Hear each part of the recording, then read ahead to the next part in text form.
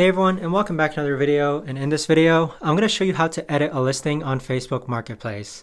Now this video is going to be particularly useful for individuals who have a listing on Facebook Marketplace and maybe you need to edit the description or maybe you need to adjust the price.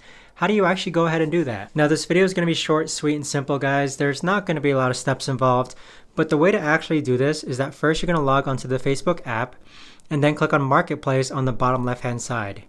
Either that or you can click on menu on the bottom right hand side and then click on marketplace. Now once you're here, you want to go ahead and click on sell on the upper left hand side.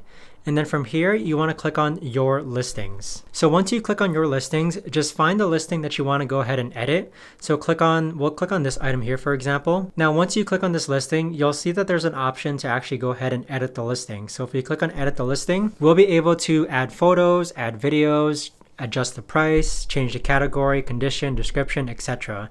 So go ahead and edit the listing as you want right over here and then click on next. Afterwards, you could actually change the delivery method as well and then click on save. But that right there, guys, is the best and easiest way that I know of to actually go ahead and edit a listing on Facebook Marketplace. If you guys know of a better or easier way to actually do this, let me know in the comments down below.